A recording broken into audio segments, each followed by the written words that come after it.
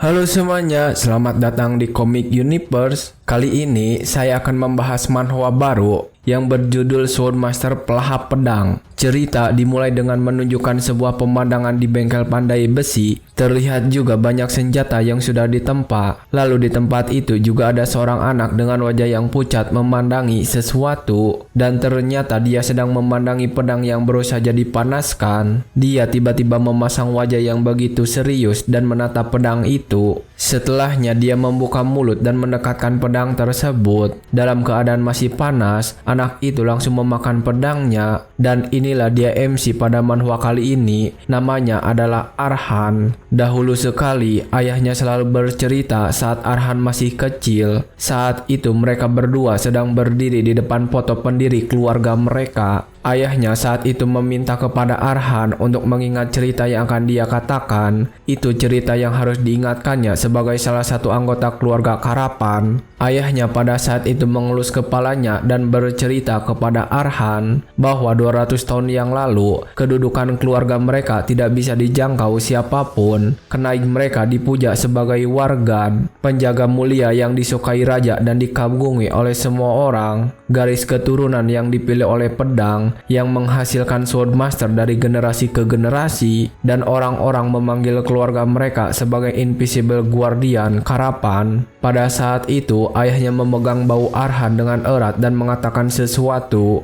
Dia berlutut saat mengatakan itu. Arhan, sebagai orang yang akan jadi penerus kepala keluarga Karapan, kau harus selalu hidup dengan bangga karena darah bajak yang mengalir di daerahmu itu. Lambungkan kembali nama besar kita untuk sekali lagi berdiri dengan bangga sebagai pelindung tanah ini. Ayahnya mengatakan jika itu adalah misi keluarga Karapan. Singkat cerita, pada suatu hari, Arhan sedang membantu para warga dengan panen gandum. Arhan sendiri pada saat itu berpikir jika semua cerita yang dikatakan ayahnya adalah kebohongan dan cerita itu terlalu dilebih-lebihkan. Dia saat ini berdiri meregangkan tubuhnya, berpikir jika cerita itu nyata, mereka tidak mungkin akan memerintah desa terpencil seperti ini. Arhan juga berpikir mereka tidak akan menghabiskan hari-hari mereka bertani bersama penduduk desa. Setelah menumpuk semua gandum, Arhan beristirahat dan mengelap keringatnya. Dia kemudian mengingat tentang pendiri keluarga, sosok dalam potret itu. Bagaimanapun kelihatannya, Arhan berpikir jika sosok itu tidak mirip sama sekali dengan dia dan ayahnya, dan pedang yang disimpan sebagai pusaka berharga untuk benda yang konon di tempat berabad-abad lalu, pedang itu masih tajam dan mulus. Tetapi yang paling penting, Arhan tidak menemukan satupun buku sejarah di kerajaan ini yang memuat nama leluhurnya, Liam Karapan. Arhan pada saat itu sudah membaca semua buku yang ada di kerajaan, dan saat ini ketika dia sedang beristirahat, dia menemukan satu kesimpulan. Jika semua yang diceritakan ayahnya adalah fiktif demi kebanggaan yang diwariskan kepada generasi selanjutnya. Saat dia sedang berdiri, orang-orang memanggilnya untuk segera beristirahat dan makan bersama. Mereka berkata, jika Arhan tidak datang ke sana, maka rotinya akan segera habis. Arhan yang mendengar itu terlihat kaget dan mulai memperhatikan mereka. Tetapi dia masih tersenyum, meskipun keluarganya bukanlah keluarga yang hebat. Dia juga mencintai tempat ini karena dia bisa tinggal bersama orang-orang itu, dan itulah Karapan yang dia inginkan. Arhan saat itu segera berlari dan berkumpul dengan mereka, tetapi keinginannya itu tidak terpenuhi karena orang-orang itu akan mati. Sore itu, setelah menyelesaikan panen, Arhan pamitan kepada warga desa karena ingin pergi ke pasar tetangga untuk menjual hasil panen. Dia lalu berkata kepada orang-orang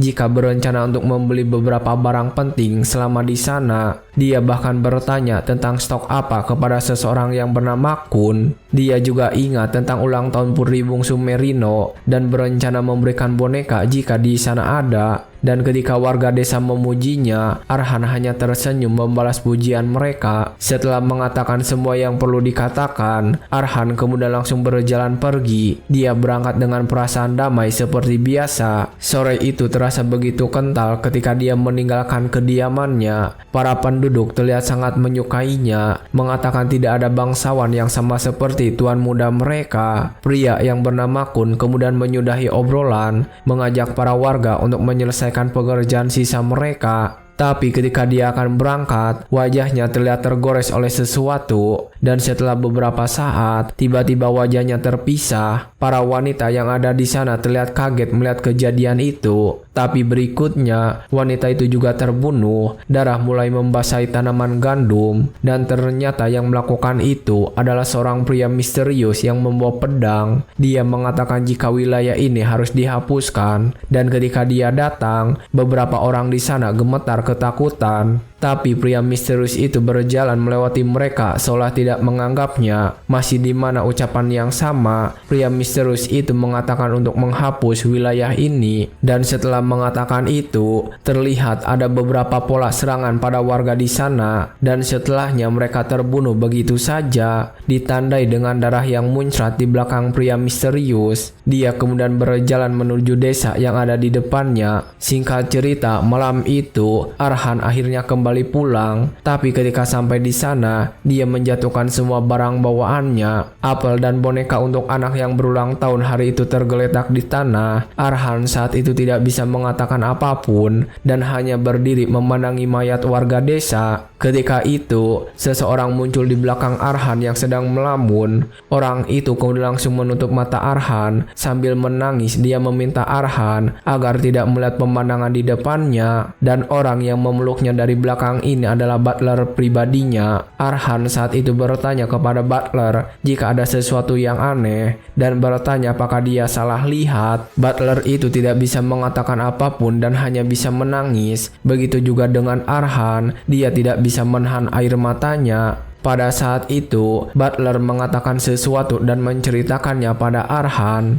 Dia telah datang sembari berkata bahwa karapan itu harus dihapuskan. Katanya butuh 10 menit di mana seseorang pria yang memegang pedang begitu dingin dengan rasa tidak pedulinya menyerang tanpa pertanda atau peringatan, lalu merenggut nyawa separuh penduduk wilayah tersebut. Pria misterius itu kemudian menghancurkan bangunan-bangunan di desa. Dengan wajah yang tanpa ekspresi, dia mengatakan jika dia hanya menjalankan perintah yang diberikan. Hanya dalam sekejap mata, setengah dari karapan menghilang begitu saja oleh seorang swordmaster malapetaka yang dibawa oleh seorang pria. Setelah semua pembantaian itu selesai, Arhan dan butlernya kini pergi menuju rumah. Dengan hati-hati mereka langsung memasuki kediaman mereka. Terlihat di sana juga ada beberapa mayat berserakan di lantai. Arhan kemudian berjalan perlahan melewati semua mayat itu. Dia tersentak melihat ke sebuah arah. Dia kaget ketika melihat kepala orang yang terpisah. Dan setelah itu, Arhan menangis sekali lagi memegangi kedua kepalanya. Ketika dia merasakan jadi gila, tiba-tiba dia sadar karena mendengar suara ibunya memanggil. Benar saja ketika dia melihatnya, ibunya berlari menuju ke arahnya. Dia juga langsung memeluk Arhan pada saat itu. Ibunya pun kemudian menangis bersyukur karena putranya baik-baik saja. Arhan ketika itu kembali merasa lega setelah merasakan hangat pelukan ibunya. Tapi ketika dia sedang memeluk ibunya, tiba-tiba dia melihat kondisi ayahnya. Pada saat itu, ayahnya terlihat menaruh tatapan kosong sambil memegangi sesuatu. Ketika Arhan memeluk ibunya, ayahnya sendirian saja berlutut. Dan inilah awalnya Arhan sadar bahwa tragedi itu baru saja dimulai. Swordmaster yang telah menghapus setengah dari wilayah karapan dalam sekejap. Entah karena alasan apa, dia tidak membunuh orang tua Arhan dan pergi meninggalkan mereka dengan kalimat itu. Ketika orang tua Arhan sedang berjuang bertahan habis-habisan, Swordmaster itu mengatakan sesuatu. Aku akan kembali dalam waktu 1 bulan. Kalau kalian ingin hidup, maka bawa semua orang di sini dan pergilah sebelum waktu itu habis. Pada saat itu, ayah Arhan mulai menangis. Dia kemudian berteriak kenapa Swordmaster melakukan itu. Bertanya dosa apa yang mungkin telah keluarganya lakukan. Tapi ketika dia menanyakan semua itu, Swordmaster misterius itu tidak menjawabnya dan diam. Barulah setelah beberapa saat dia dia mulai berbicara, dia mengatakan jika dia hanya melaksanakan perintah yang diberikan kepadanya dengan meninggalkan kalimat yang sukar dipahami. Para penduduk yang tersisa satu persatu mulai meninggalkan desa karena mungkin hanya itu satu-satunya cara untuk menyelamatkan nyawa mereka. Tapi bahkan pilihan itu juga telah ditolak oleh keluarga Arhan. Pada saat itu di rumahnya yang sudah sepi, ayah Arhan yang merasa bertanggung jawab sebagai tuan dari wilayah sedang sendirian saja menghadap ke tembok. Dia saat ini sedang membenturkan kepalanya dengan keras. Dia juga mengatakan sesuatu sambil membuka halaman buku terus-menerus. Dia kemudian sudah gila karena terus menanggung beban dari tanggung jawabnya. Sementara saat ini di luar rumah itu ibunya sedang tersenyum. Ibunya berkata kepada Arhan jika dia sudah meminta kepala pelayan untuk menyiapkan kereta. Dia meminta Arhan untuk pergi meninggalkan tempat itu bersama kepala pelayan sejauh mungkin. Arhan yang mendengar itu kemudian memaksa kedua orang tuanya untuk ikut pergi bersamanya juga. Tetapi ibunya mengatakan jika ayahnya tidak ingin meninggalkan tempat itu, ayahnya ingin menghadapi musuhnya sebagai tuan karapan hingga titik darah penghabisan. Ibunya mengatakan jika sebagai istrinya akan tetap berada di sampingnya sampai saat itu tiba. Arhan pada saat itu semakin menangis dan meminta kedua orang tuanya untuk ikut juga. Pada saat itu ibunya kemudian mengatakan sesuatu. Ingatlah ini baik-baik Arhan, cerita-cerita yang dikatakan ayahmu itu bohong. Para penjaga suci dan para penjaga tak tertandingi, semua itu tidak lebih hanyalah sejarah yang dipenuhi kebohongan. Arhan tidak bisa berkata apapun ketika mendengar semua itu, tapi ibunya saat itu belum selesai. Dia kembali mengatakan sesuatu setelahnya. Jadi, bisakah kamu menjaga satu janji kepada ibumu ini bahwa kamu takkan pernah sekalipun memegang pedang dalam seumur hidupmu? Bagaimanapun caranya, kamu harus bertahan hingga akhir. Lupakan saja kami, jangan incar balas dendam itu. Hiduplah demi dirimu sendiri. Arhan yang mendengar itu hanya diam saja memperhatikan, dan pada saat itu mereka berdua terkejut ketika kepala pelayan memberitahu kereta sudah siap. Ibunya kemudian meminta kepada kepala pelayan untuk menjaga Arhan dan membawanya sejauh mungkin sebelum Swordmaster itu kembali. Kepala pelayan yang menangis menuruti perintahnya. Dia juga langsung memaksa Arhan dan membawanya pergi.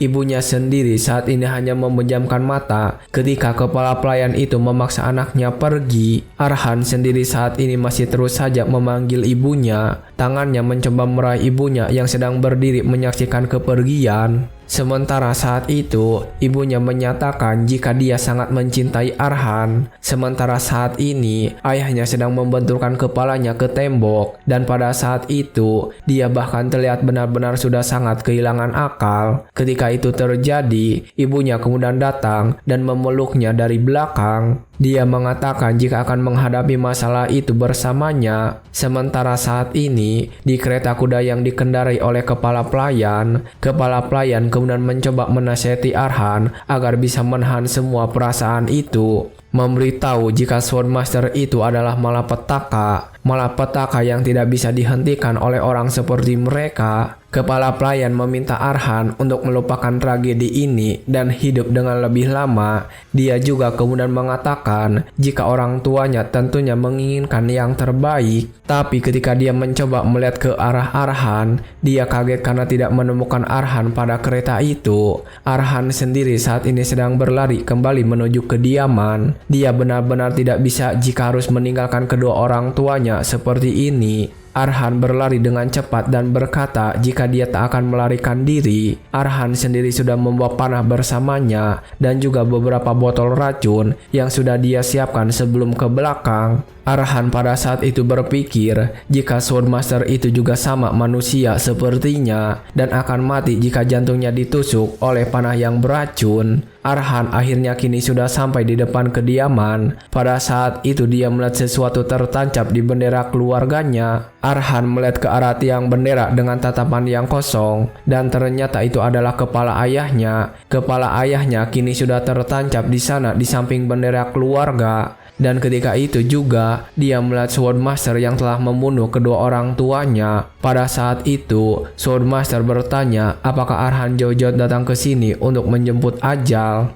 Dia kemudian menatap Arhan dengan tajam dan mengatakan sesuatu. Aku sudah memberikan pengampunan, akan tetapi sebelum dia menyelesaikan ucapannya, Arhan sudah hilang kendali dan berteriak. Dia melakukan itu karena melihat ibunya yang mati di bawah kaki Swordmaster. Arhan yang berteriak dengan keras kemudian mulai mengarahkan senjatanya. Dia berkata jika dia akan membunuh Swordmaster. Tapi ketika dia mengatakan itu, Swordmaster menatapnya dengan mata yang menyala. Dan dengan tatapan itu, Arhan sudah membayangkan kepalanya terpenggal. Dan ketika itu terjadi, suasana di tempat itu menjadi hening seketika. Arhan juga langsung menjatuhkan senjatanya. Dia bahkan langsung berlutut lemas. Arhan pada saat itu refleks memegang lehernya dengan kuat. Ketika dia melakukan itu, Swordmaster berjalan melewatinya. Dia juga mengatakan sesuatu kepada Arhan. Umurmu bahkan belum genap 18 tahun. Anggap saja ini sebagai keberuntunganmu. Aku takkan mengambil nyawamu hari ini. Karena itu, biarkanlah dirimu ditelan oleh kesedihan, lalu membusuklah. Dia kemudian pergi meninggalkan Arhan. Dia mengingatkan Arhan jika tidak boleh ada sedikit jejak dari keluarga Karapan mereka di benua ini. Dia juga mengingatkan Arhan dengan serius sebelum benar-benar pergi. Dan kalau kau berani memperpanjang keturunan, aku akan mendatangimu lagi. Karapan hanya perlu menghilang seperti ini. Setelah Swordmaster pergi, Arhan merangkak menuju mayat ibunya. Dan ketika sampai di sana, Arhan kembali menangis si ibunya. Dia kemudian menggendong ibunya di pangkuannya sambil terus menangis. Dia memeluknya untuk terakhir kali. Dia saat itu berteriak dengan keras melihat wajah ayahnya di atas sana. Dia sangat kecewa karena tidak bisa melakukan apa-apa. Arhan Karapan telah kehilangan segalanya. Tapi setelah semua kejadian itu dan keluarganya dibantai habis, sesuatu memanggilnya. Dan ternyata itu adalah panggilan dari pedang legenda keluarganya. Saat itu pedangnya bersinar kebiruan dan mengeluarkan aura. Arhan sendiri saat itu sedang berdiri. Matanya terbuka lebar seperti melihat hantu. Dan di depannya terlihat cahaya yang membentuk manusia. Dan itu adalah pendiri keluarga mereka, Liam Karapan.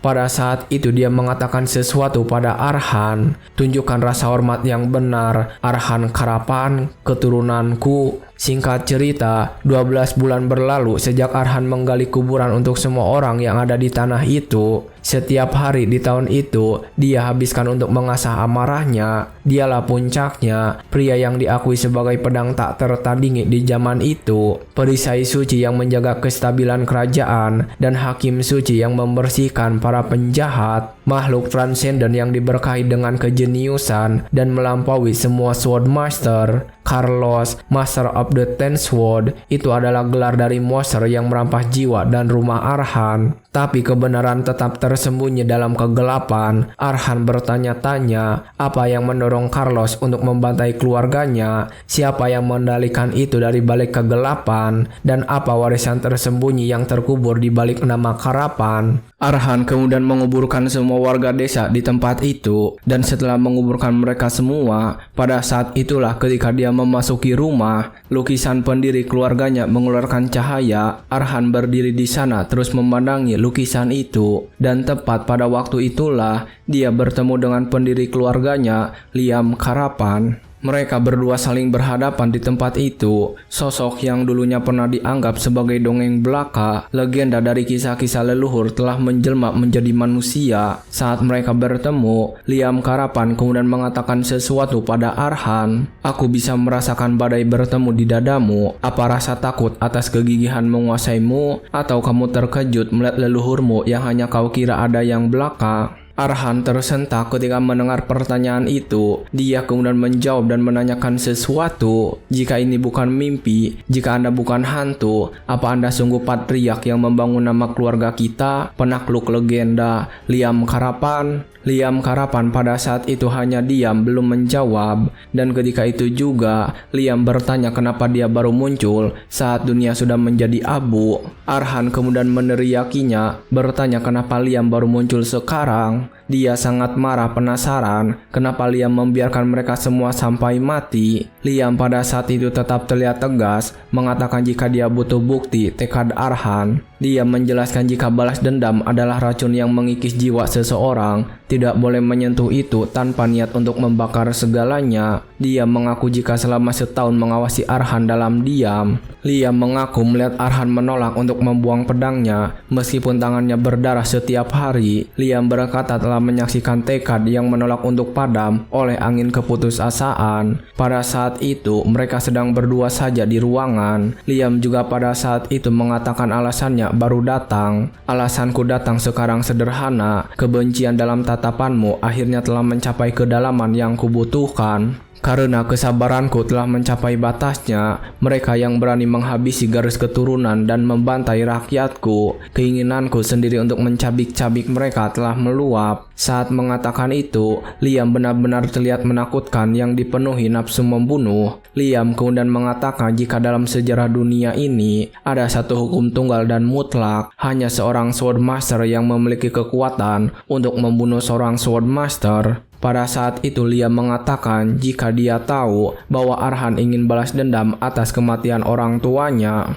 Dia juga menjelaskan jika tidak peduli berapa dekade Arhan habiskan sendirian, dia tidak akan pernah bisa menyentuhnya. Dia memberitahu jika seorang Swordmaster adalah anomali surga yang telah melampaui batas manusia, sebuah alam keberadaan yang bahkan pada jenis pun tidak mungkin bisa memahaminya. Dia juga menjelaskan jika di antara para elit, Carlos adalah titan yang berdiri di puncak yang tak terjangkau. Bahkan di era Liam sendiri yang penuh pembantaian, hanya sedikit yang bisa menandingi pria seperti Carlos. Dia memberitahu Arhan bahwa tidak ada seorang pun di zaman ini yang punya kekuatan untuk menghentikan Carlos. Dan seiring berjalannya waktu, bayangannya hanya akan tumbuh lebih panjang dan lebih gelap. Saat mendengar penjelasan itu, wajah Arhan menjadi pucat dan matanya terbuka lebar. Dia saat ini memiliki tatapan yang kosong. Dia akhirnya mengerti ada jurang pemisah di antara mereka berdua. Tapi pada saat itu, Arhan tidak dapat menerima ketika monster yang mencuri dunianya dipuja sebagai penyerapan, sementara dia hanya bisa diam dan melihatnya saja. Arhan kembali teringat ketika dia tidak bisa melakukan apa-apa saat berhadapan dengan Carlos. Dia tidak mau jika harus menjadi penonton tidak berdaya lagi. Tapi pada saat dia memikirkan itu, Liam tiba-tiba mengatakan sesuatu dengan serius. Mulai saat ini, takdirmu berubah arah. Aku akan menjadi pondasimu. Aku akan menempamu menjadi pedang yang lebih mengerikan darinya, agar kau, karapan terakhir, bisa mengeksekusi pembunuh itu. Arhan pada saat itu terkejut dan penasaran. Saat itu Liam kembali menjelaskan, hanya ada satu jalan yang hanya diperuntukkan bagi keturunan kita. Telan pedangku, wahai pewaris garis keturunan baja. Ketika mendengar kalimat terakhir, Arhan terlihat kebingungan. Meskipun sudah memiliki harapan, akhirnya setelah beberapa saat, Arhan pergi menuju ruang pandai besi. Saat itu dia sedang membakar pedang legendaris milik pendiri keluarga. Dia memiliki wajah yang pucat ketika sedang membakar pedang itu. Dia terus memandangi keseluruhan pedang itu yang mulai melunak. Pada saat itu, Liam menjelaskan sesuatu lagi tentang dirinya. Darah karapan adalah campuran keturunan manusia dan dwarf. Dimulai dariku, half-blood blacksmith. Meski postur tubuh dwarf tidak tercermin dalam tinggi tubuh kita, sebuah ciri khas luar biasa terukir dalam DNA kita. Kekuatan yang mampu menyerap pedang, tepatnya dengan melahap pedang. Kau menyerap kenangan, esensi, dan seni rahasia dari master sebelumnya. Itulah mesin rahasia yang mendorong karapan ke puncak kejayaan militer dan melahirkan sebuah dinasti Swordmaster. Setelah mendengar semua cerita itu, Arhan memejamkan mata. Dia menganggap jika menyerap kekuatan melalui mengkonsumsi logam adalah kekuatan aneh dan tidak wajar yang tidak pernah ada dalam catatan. Arhan yang sedang membakar pedang itu merasa jika itu hanya seperti omong kosong orang gila. Pada saat itu dia berpikir dengan serius. Dia kemudian langsung menatap Liam dengan serius dan meminta Liam memberitahu bagaimana caranya dia melahap logam. Liam tersenyum ketika mendengar itu. Dia lalu memberitahu jika prosesnya sangat mendasar. Pertama, panaskan logam hingga tepi logam melunak dan meleleh, lalu gigit logam itu dengan gigi dan menelannya. Mengikuti arahan itu, Arhan saat ini sudah mendekatkan pedang panas mendekati bibirnya. Saat ini matanya menatap pedang emas itu dan serius. Dia melihat pedang yang sangat panas. Dia berpikir pada saat ini mungkin hanyalah mimpi buruk terakhir dari pikirannya yang kacau. Tetapi Arhan tidak peduli dengan itu. Dia mengambil kesempatan itu. Arhan kemudian perlahan membuka mulutnya dan akhirnya menggigit pedang itu dengan kuat. Setelah menggigit pedang itu,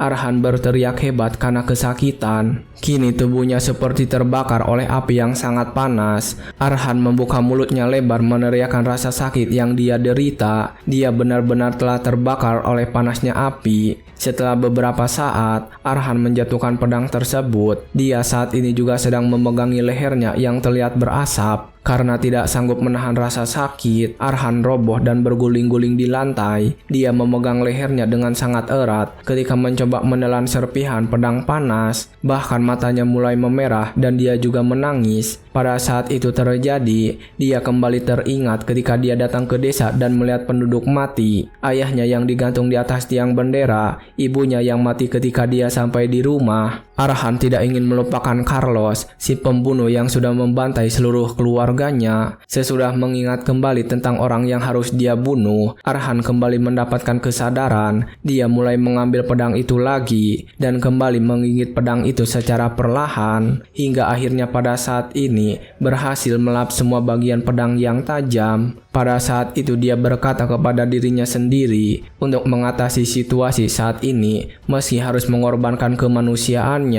Setelah memakan pedang itu, Arhan benar-benar terlihat memaksakan dirinya. Dia mengatakan pada dirinya untuk menjadi seorang Swordmaster yang akan merobek jantung Carlos. Keesokan harinya di saat matahari sudah tinggi, Arhan berteriak karena baru bangun. Dia pada saat itu bersyukur karena masih hidup setelah memakan pedang panas semalam. Pada saat itu dia duduk sendirian, kebingungan karena tidak ada satupun luka di tubuhnya. Padahal rasa sakit saat menelan baja panas itu terasa begitu jelas. Matanya pada saat itu melihat ke arah lantai. Dia menemukan gagang pedang yang semalam dia konsumsi, dan karena melihat itu, dia sadar jika semua ini bukanlah mimpi. Pada saat dia sedang memikirkan itu, Arhan kaget ketika mendengar Liam berbicara padanya. Saat itu Liam kembali muncul dan mengatakan sesuatu. Kekuatan mentalmu boleh juga, bahkan di antara para leluhurmu, banyak yang menyerah karena mereka tidak dapat menahan rasa sakit yang membara. Dengan begini sekarang kau pasti mempercayaiku, bukan? Bahwa setiap legenda yang diceritakan ayahmu mengenai harapan adalah benar, dan bahwa aku bukan hanya halusinasi akal sehatmu.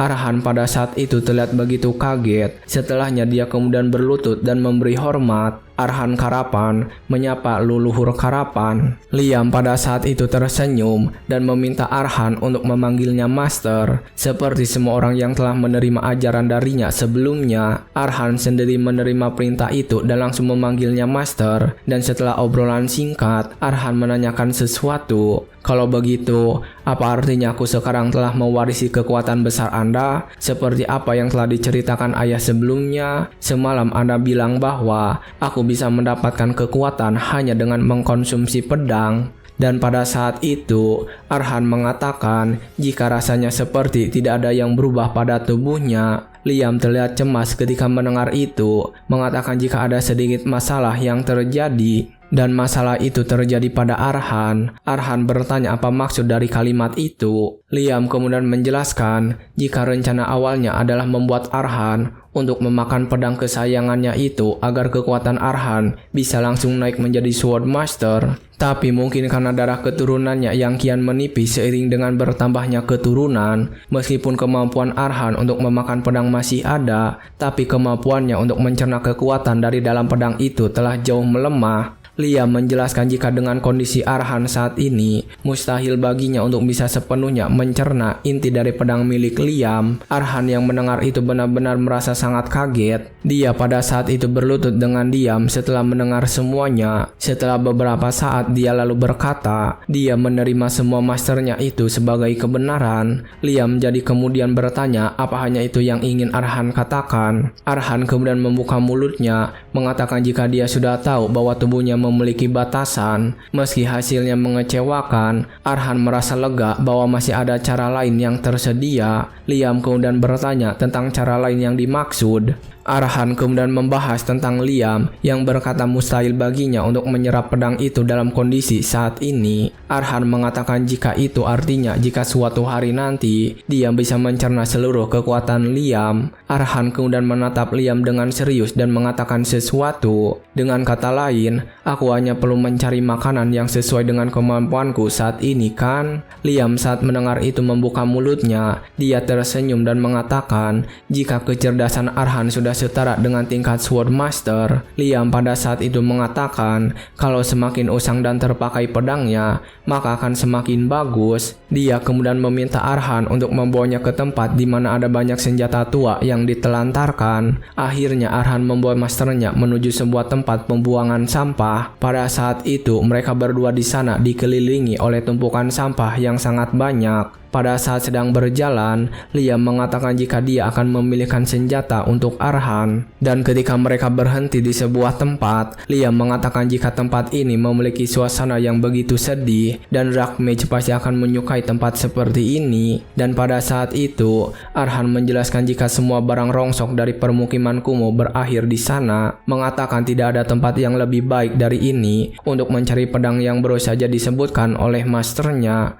Liam kemudian mulai mencari di antara tumpukan sampah. Dia mengatakan jika dia dulu juga pertama kali memakan pedang di tempat berbau darah seperti ini. Pedang yang dipegang erat oleh para prajurit yang gugur, kapak yang ditelan debu dan juga kebengisan, tombak yang bergelinding di tanah yang sudah tinggal separuh panjangnya saja. Liam berkata dia memberanikan diri untuk memakan semuanya. Arhan sendiri pada saat itu hanya diam saja mendengarkan. Dan ketika dia melihat ke arah Liam, Liam kini memasang wajah serius dan mengatakan sesuatu. Demi menjadi lebih kuat dan agar aku bisa bertahan hidup, entah mengapa tempat ini mengingatkan akan kala itu, pertarungan dan pertikaian tak berujung demi melindungi kehidupan, di mana beberapa dari kami mati hari ini dan yang lain mencapai hari esok. Medan perang di kala itu, di dalam kesulitan dan ratusan nyawa yang berakhir tanpa jejak. Akan tetapi, selalu ada seseorang yang meninggalkan satu cahaya mencolok yang begitu terang.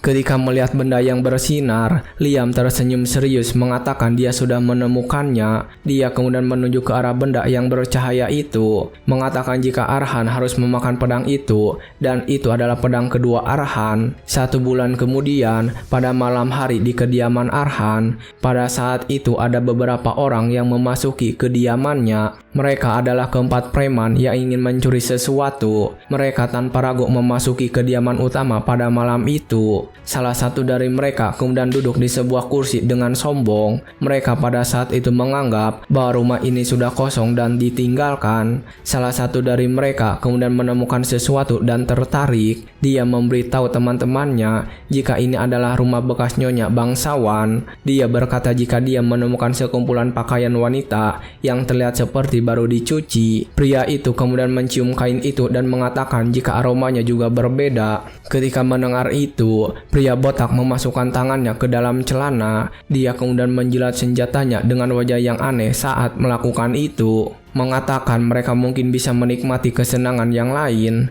Malam itu dia meminta baju itu dan ingin mencium aromanya. Dia bahkan mencari lukisan karena ingin melihat wanita yang memiliki pakaian itu. Tapi pada saat mereka sedang bersuka cita, mereka terkejut ketika Arhan meminta mereka berhenti. Dan ketika itu, Arhan berjalan dengan tenang keluar menemui mereka. Pada saat itu, Arhan bercerita jika ibunya menyukai kerapihan dan sungguh benci ketika ada orang yang mengacak-acak, meminta mereka menaruh baju itu lagi. Arhan mengancam mereka dan mengatakan jika sebaiknya mereka membicarakan hal ini juga. Ketika Arhan mengatakan itu, para preman hanya diam. Mereka bahkan malah mengeluh kenapa yang muncul seorang laki-laki. Arhan kemudian tetap mendekati mereka sambil menanyakan sesuatu. Apakah kau datang mencari makanan atau hanya butuh tempat untuk bermalam? Apapun itu, sebutkan saja. Kalau begitu, aku bersedia menerima kalian sebagai tetanggaku. Pria botak yang mendengar itu malah menganggap Arhan sudah gila. Matanya terbelalak karena rasa kesalnya pada para bangsawan. Dia lalu berjalan mendekati Arhan. Dia berkata seharusnya Arhan tetap bersembunyi saja dan tidak menemui mereka.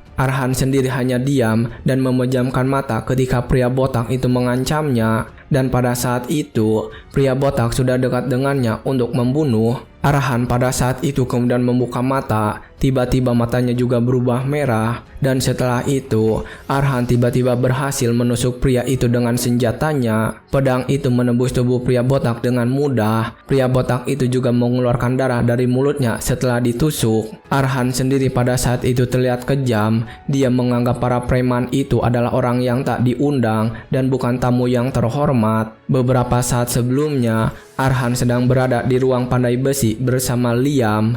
Dia lalu bertanya apakah pedang itu yang harus dia makan. Arhan berkata jika bila itu tidak terlihat seperti pedang, tapi lebih seperti jarum. Arhan juga berkata jika dipakai untuk menebas, pasti hanya akan meleset. Liam membenarkan hal itu karena memang pedang itu dari awal tidak dibuat untuk menebas atau menghancurkan sesuatu. Liam mengatakan itu adalah senjata yang dibuat dengan satu tujuan, yaitu untuk menusuk titik vital dan mengakhiri hidup musuh dalam sekejap. Pedang yang dibuat untuk menusuk, needle. Arhan yang mendengar semua penjelasan itu melihat kembali pedang tersebut dengan seksama. Dia saat itu sedang memikirkan sesuatu yang lain. Dan pada saat itu Liam tahu apa yang dipikirkan. Liam mengatakan jika saat ini Arhan berpikir jika lebih baik menggunakan tombak untuk menusuk. Liam kemudian mengatakan memang tidak salah mempertanyakan itu. Tapi untuk tubuhmu dan lemah milik Arhan, tak ada yang lebih berguna ketimbang ingatan yang tertanam pada pedang jarum. Pada saat itu, Liam tiba-tiba menjadi serius. Dia mengatakan bahwa sebelum pemiliknya mati, pemiliknya sudah mengambil 2000 nyawa musuh menggunakan pedang itu. Dan pemiliknya melakukannya dengan tubuh seorang wanita yang mana lebih rapuh dari tubuh milik Arhan. Liam meminta Arhan untuk menunjukkan rasa hormat kepada pedang itu dan memakannya. Arhan kemudian mulai membakar pedang itu tanpa ragu. Pada saat itu, Liam mengatakan meskipun berat dari bahannya mungkin memang ringan, tetapi apa yang tertanam di dalamnya adalah beban kehidupan yang berat dan penuh kesedihan. Mengatakan dengan mewarisi ingatan dari wanita itu, Arhan akan memperoleh banyak hal. Arhan kemudian membakar pedang itu dengan fokus. Dalam ingatan yang tertanam pada pedang itu, hal terakhir yang anak itu ingat adalah rumah yang tertelan api. Ketika gadis yang hampir berusia 10 tahun membuka matanya, semuanya telah berubah. Orang tuanya terbakar hangus sampai sulit dikenali. Ketika dia diberitahu jika dia hampir tidak selamat, anak itu berbisik dengan pelan, "Aku berharap mati bersama mereka." Setelah kehilangan segalanya dalam sekejap mata, anak itu masuk ke panti asuhan. Dan pada hari dia sadar jika panti asuhan itu memuja dewa api dan melihat api sebagai keselamatan, anak itu menjadi terpuruk sekali lagi. Dia kehilangan segalanya karena api, namun dia harus hidup di tempat yang menganggap api sebagai sumber keselamatan. Anak bernama Mary masih belum bisa keluar dari api yang membakar rumahnya. Dan hari-hari di tempat itu berlalu mengerikan dengan damai. Saat dia sedang berdoa, beberapa orang mengatakan jika dia telah dikutuk oleh Dewi karena memiliki luka di wajahnya. Mereka menganggap jika bekas luka itu adalah kutukan dari Dewi dan mengatakan jika itu menjijikan. Saat dia sedang berdoa, orang-orang di sana menganggapnya sebagai monster yang mengerikan. Dan ketika mendengar semua itu, Mary berharap jika dia ingin mati saja. Setiap hari, dia berdoa agar kematian segera datang untuk bisa keluar dari api itu yang terus terbayang ketika dia memejamkan mata. Dan sampai kebencian yang mengelilingnya ketika dia membuka mata. Sampai tibalah pada hari itu. Malam itu di sebuah tempat, Mary membuka matanya lebar dan melihat sesuatu. Dia melihat seseorang yang sedang berlatih ilmu pedang di bawah sinar bulan. Pada saat itu dia melihat seorang lelaki yang sedang berlatih dengan serius. Ilmu pedangnya cukup indah sehingga membuat Mary melupakan neraka yang ada di kepalanya walau hanya sebentar.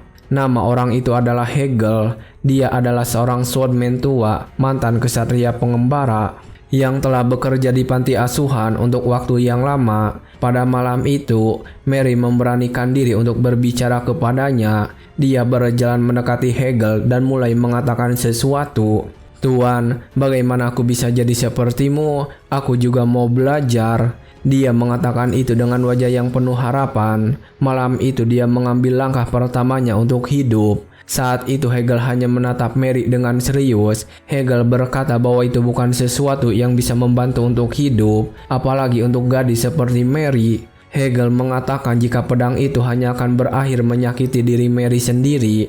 Tetapi ketika mendengar itu, Mary tetap berdiri di sana. Dia kemudian mencoba meraba luka di wajahnya, mengatakan dengan yakin jika dia bisa mempelajari itu, dia tidak akan takut lagi dengan segala api yang ada di dunia ini. Setelah Mary mengatakan itu, suasana di tempat itu menjadi hening untuk sementara, dan setelah beberapa saat, Hegel menunjukkan sesuatu di dalam sebuah tong. Di rumah itu, terlihat banyak pedang yang berada di dalam tong. Hegel kemudian meminta Mary untuk memilih salah satu dari pedang itu. Dia berkata jika Mary bisa mengayunkannya, Hegel akan mengajari cara memakainya. Pada saat itu, Mary diam saja memperhatikan beberapa pedang. Dia lalu bertanya apakah dia harus mengayunkan pedang itu, dan Hegel membenarkannya. Mary kemudian mengambil pedang jarum. Dia lalu langsung mengarahkan pedangnya kepada Hegel. Hegel sendiri hanya terdiam ketika pedang itu di depan wajahnya. Dan pada saat itu, Mary dengan yakin mengatakan sesuatu. Selama aku bisa melawan balik, aku akan menjadi apapun yang diperlukan. Kembali ke waktu saat ini, Arhan berhasil menusuk pria botak, dan pria botak itu langsung terjatuh setelah mendapatkan tusukan tersebut. Saat itu terjadi, teman-temannya yang berada di belakang menjadi terdiam. Mereka pada saat itu diam karena ketakutan melihat pemandangan di depannya. Mereka bertanya-tanya tentang serangan yang dilakukan oleh Arhan. Arhan sendiri pada saat itu langsung membersihkan darah yang menempel di pedangnya. Dia mengatakan jika sepertinya sudah tidak perlu bicara lagi dengan mereka. Dan pada saat itu, ternyata Liam ada di sana sedang memperhatikan apa yang terjadi. Dia mengatakan jika selama 1 bulan terakhir, dia hanya mengajarkan satu hal kepada Arhan. Pelatih fisik secara rutin yang akan membuatnya tidak cepat lelah walaupun setelah berlari selama berjam-jam. Liam sama sekali tidak mengajarinya satupun teknik pedang.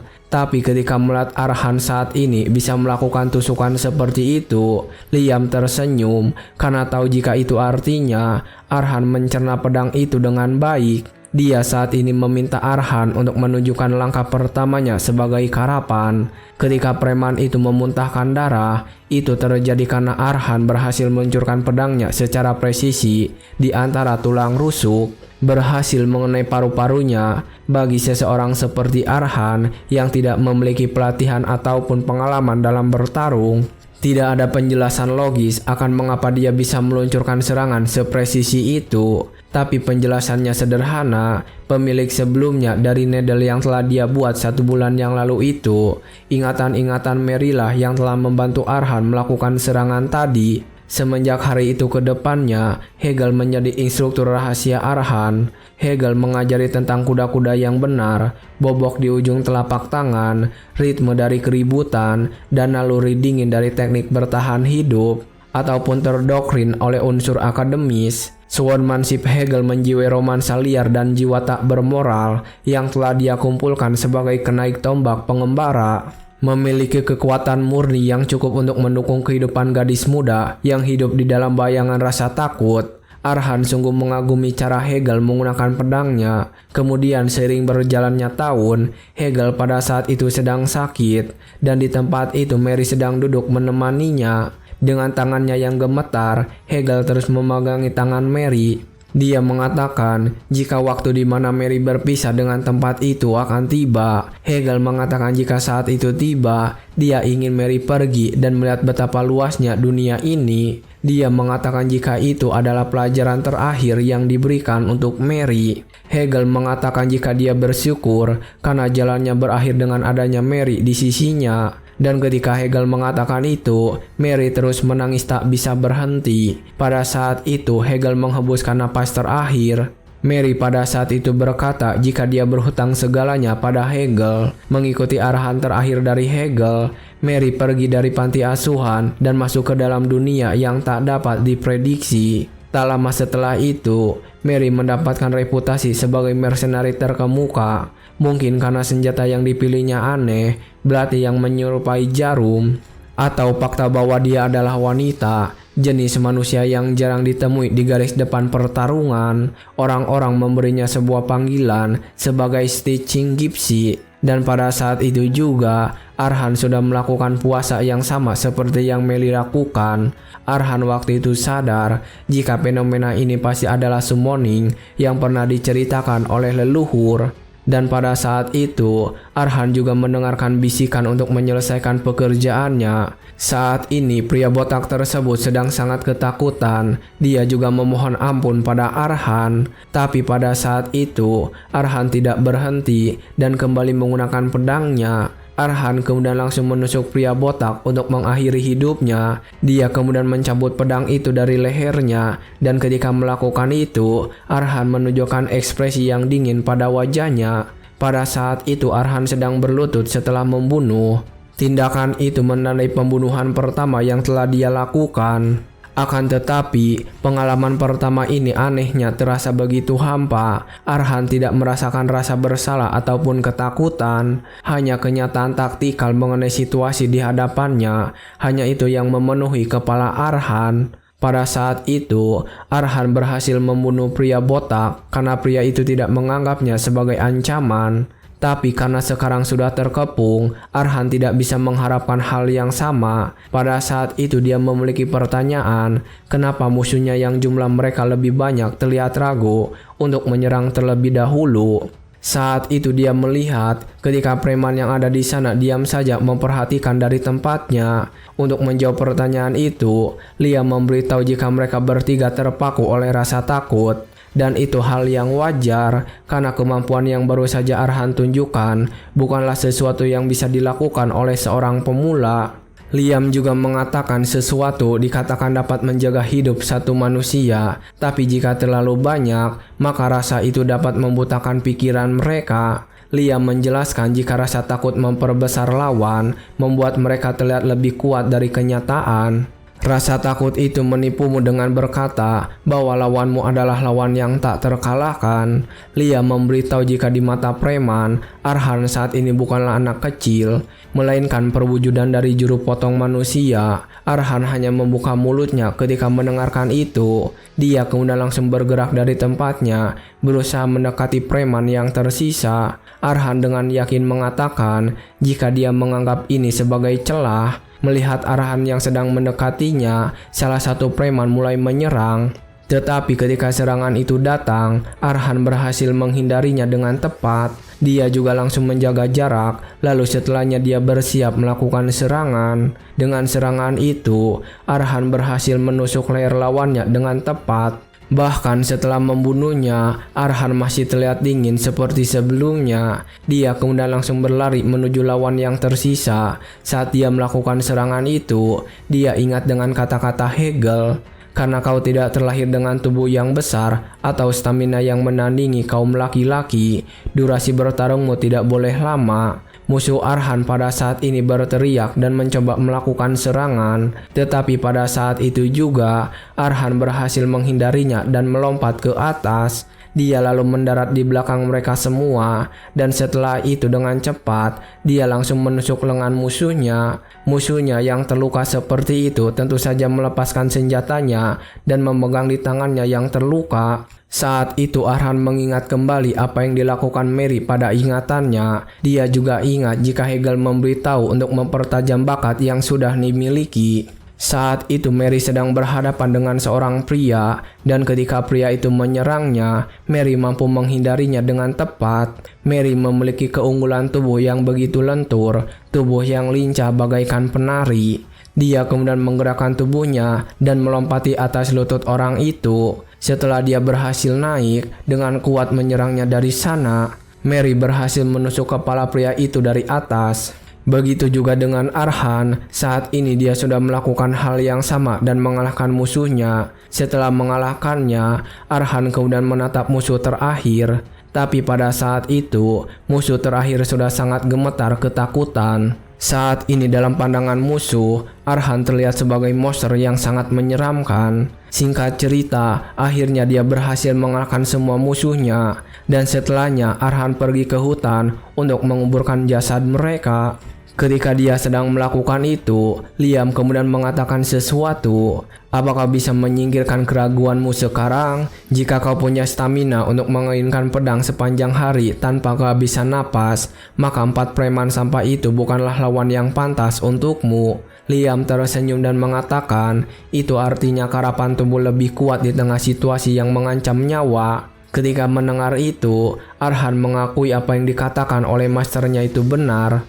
Dia sadar jika tubuhnya telah menjadi fleksibel seperti penari, seolah-olah bereaksi dengan ingatan dalam pedang itu, sampai kenangan pada Mary yang menjadi jelas saat pertarungan dimulai.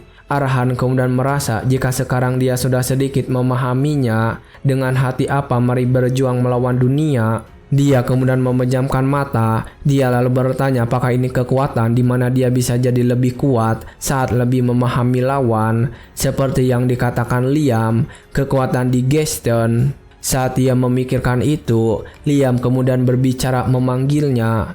Keturunan mudaku, aku tidak pernah berbohong tentang pedang, dan aku bisa menjamin hari-harimu ke depan akan dipenuhi rasa sakit. Serangkaian masalah yang begitu berat sehingga kematian terlihat sebagai jawaban alternatif, sampai titik di mana cobaan hari ini terasa seperti berkah. Meski begitu, apakah akan melanjutkan jalan ini?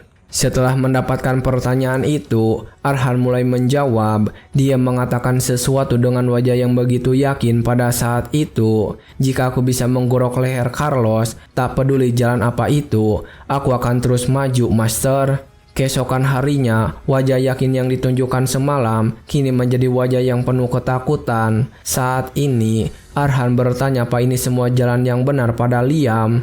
Siang ini, Arhan terlihat sedang mendaki sebuah tebing, dan dia sedang berada di ketinggian yang cukup membuatnya mati jika terjatuh. Dia saat ini sedang mendaki gunung yang melebihi tinggi bukit yang ada di sana. Saat dia sedang mengeluh, Liam kemudian bertanya kemana perginya tatapan tadi malam dan kenapa keraguan itu naik kembali. Arhan hanya diam saja ketika Arhan membahas tentang sifatnya.